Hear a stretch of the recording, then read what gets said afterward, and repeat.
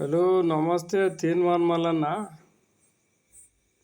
V6 ఛానల్లా 5 టీవీలా 10 టీవీలా అన్నిట్లలో చేసుకుంటా software engineer విడిచిపెట్టి కానీ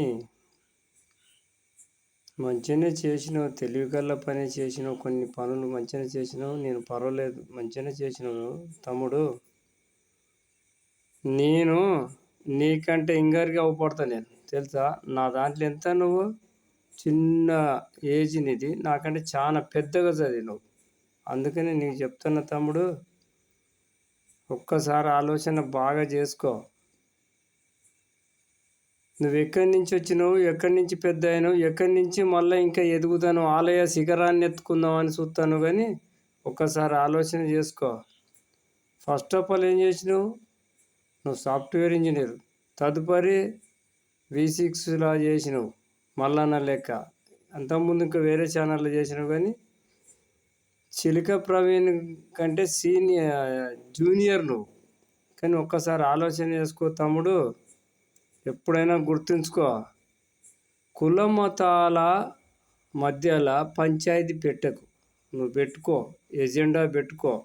ఎన్నెన్నో తిరిగినావు, నిన్ను కేసీఆర్ను తిట్టినావు, అన్ని తిట్టినావు, జైల్లో పోయినావు. వచ్చినా కూడా మళ్ళీ తర్వాత ప్రగతి భవన్లోకి వెళ్ళి గుంజుకొచ్చి కొడతారా అని చెప్పినావు. అది నీకు కొంతమంది ప్లస్ పాయింట్ చేస్తాను. కానీ ఆ ప్లస్ పాయింట్ అనేది నీకు చాలా మంది బీసీ అంటే ఎవరు, నేను కాదా బీసీని? నాకంటే బీసీవా నువ్వు? నేను బీసీ డీని. నేను ఎంతమంది సపోర్ట్ ఉంటాడో చూడు తమ్మి నాకు. ఒక్కసారి ఆలోచన చేసుకో. యాదవులం ఎవలం, కుర్మ, గొల్ల, ముట్టిగొల్ల, పాకనాటి గొల్ల, అందరూ ముదిరాజు కూడా మా గొల్లాలకు సంబంధించిన వాళ్ళే. ఒకటిను గౌన్లోళ్ళు, గౌడ్స్ మాకు సంబంధించిన వాళ్ళే. సాకలి మంగళోళ్ళు కూడా మాకు గొల్ల కులానికి సంబంధించిన వాళ్ళే. ఎందుకంటే వాళ్ళతోటి కష్టం మా కష్టం వాళ్ళకి అర్పిస్తాం, మా కష్టం మేము అర్పించుకుంటాం. మేము ఏ ఎజెండా పెడతలేము కదా తమ్ముడు. కష్టం వచ్చినప్పుడు వాళ్ళకు మా సుఖాలు చెప్పుకుంటాం, మేము వాళ్ళ సుఖాలు చెప్పుకుంటాం. కానీ మేము ఏ ఎజెండాలు పట్టలేదు. మా తల్లిదండ్రులు ఎలా బతుకున్నారో గల రీతిగా బతుకుతున్నాం. కానీ అనవసరమైన కుల మతాలల్లో భేదాలు సృష్టించి మాత్రం కులాలను మతాలను ఆగం చేస్తానికి ఎజెండాలు పెట్టి మీరు ఆగం చేయకుండా ప్లీజ్. ఎందుకంటే మందమాదిగ కృష్ణ పెట్టిండు, నేను పెడతా అన్నట్టు ఉద్దేశంలో నువ్వు పోతాను. కానీ మందమాదిగ కృష్ణ అంటే వాళ్ళు ఎస్సీ ఎస్టీ మైనారిటీల వాళ్ళను మన బీసీలైనా ఓసీలైనా అనగారిన కులాల కంటే వాళ్ళను పశువుల కంటే హీనంగా మనం చూస్తున్నాం. కాబట్టి వాళ్ళను ఒక విధి విధానంగా చూస్తున్నాం. కానీ మా హక్కులు మాకు కావాలని వాళ్ళు పోరాడుతాను. తప్పే ఉన్నదాడ. డాక్టర్ అంబేద్కరు ఒక చరిత్రలో చెప్పిండు, ఎన్నిక కూర్చొని ముందట వాళ్ళకు బీసీలకు ఓసీ బీసీలకు అందరికి పాఠాలు చెప్తా అంటే ఈయన వెనుక ఉండి చదువు నేర్చుకున్నాడట.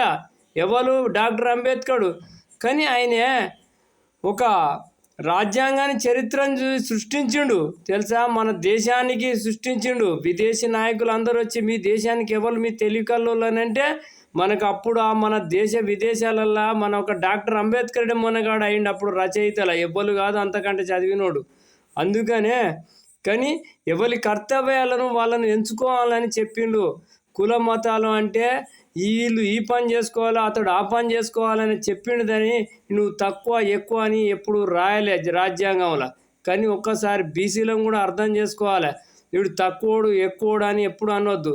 కానీ నువ్వు ఆ బీసీలలో ఎస్సీలలో నువ్వు ఆయన మందకృష్ణ మాదిగ ఎట్లా పెట్టిడు, నేను అట్లా పెడతా బీసీలల్లో అని బీసీలల్లో ఓసీలల్లో నువ్వు సృష్టించి లొల్లులు పెట్టేకు తమ్ముడు. చాలా జాగ్రత్త, నీకు దండం పెడతా. నువ్వు ఉండే జాగ్రత్తలో నువ్వు ఉండు, ఎవరు ఉండే వాళ్ళ జాగ్రత్తలో ఉండు. ఎందుకంటే మందమాదిగ కృష్ణ పెట్టిండు, నేను ఎందుకు పెట్టవద్దు అనే ఉద్దేశంలో. మందమాదిగ కృష్ణ ఎంత అవమానాలు పడ్డాడో నీకు తెలుసా? మీ బీసీలలో ఎవరు అవమానం చేసిళ్ళు? నిన్ను మనల్ని బీసీలను ఎవరు అవమానం చేసిళ్ళు చెప్పు, టెల్ మీ, కమాన్. ఎస్సీ ఎస్టీలను అవమానం చేసిళ్ళు. మన బీసీలు ఓసీలు అవమానం చేస్తారు. ఇప్పటికి కూడా అవమానంగానే బతుకుతాను. ఎందుకు? వాళ్ళ ఇంట్లో ఒక్క దిక్కు ఎందుకుంటానే చెప్పు తమ్ముడు చెప్పు. నువ్వు చదువుకున్నావు కదా, చెప్పు. ఎందుకు అవమానం చేసిన వాళ్ళను ఎందుకు ఇప్పటి వరకు అవమానంగా వేరే ఇండ్లు ఎందుకు ఉండే వాళ్ళవి? మన దాంట్లో మన బీసీలలో ఓసీలలో ఎందుకు ఉండే వాళ్ళ ఇండ్లు ఎందుకు ఉండయి? ఎందుకు ఇట్లా పెడతారు పార్టీలు? ఈ కుల మతాల పార్టీలు ఎందుకు పెడతారు? గౌరవంగా బతకాలి మనం. ఎందుకంటే వాళ్ళను సృష్టించిన ఎవరో కుల మతాలు పెట్టిన మాత్రాన మనం వాళ్ళని కించపరిచే పద్ధతి కాదు అది. చాలా జాగ్రత్త తమ్ముడు.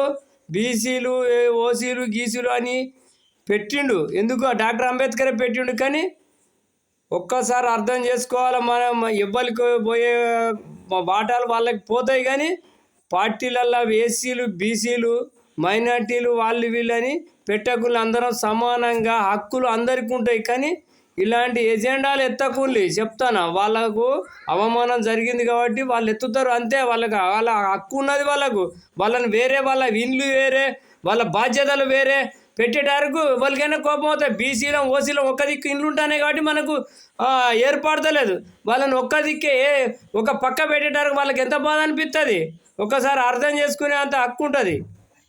అర్థం చేసుకోవాలా తమ్ముడు. తీర్మానం వలన నువ్వేం చదువుకున్నావు ఏం కాదు, దేశ విదేశాలలో అయినా కూడా నేను చెప్పిందే మన కరెక్ట్ అని నేను అనుకుంటాను. నాకంటే తెలివి కళ్ళు కూడా ఉండరు. ఒకసారి అర్థం చేసుకోవాల్సిన అవసరం ఉన్నది.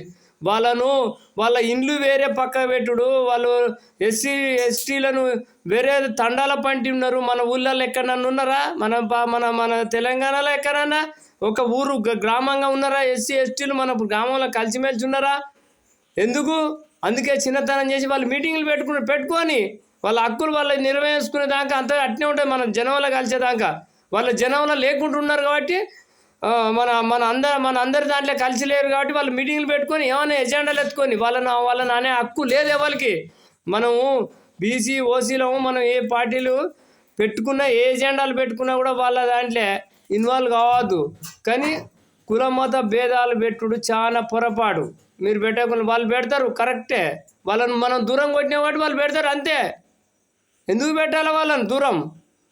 కరెక్ట్గా నువ్వు ఎజెండాలల్లా నువ్వు ఏమైనా మాత్రం తమ్ముడు తీర్మార్మలన బీసీ అని పెట్టినావు అనుకో, ఎస్సీ అని పెట్టినావు అనుకో, అది కాదు. నువ్వు ఎజెండా ఎత్తుకో, అందరికీ సమానంగా మాట్లాడు. బీసీ ఓసీ ఏసీ అంటే మాత్రం చాలా తీవ్రంగా ఉంటుంది. సుప్రీంకోర్టులోనైనా కూడా నేను వస్తా మాట్లాడడానికి. చాలా జాగ్రత్త తమ్ముడు.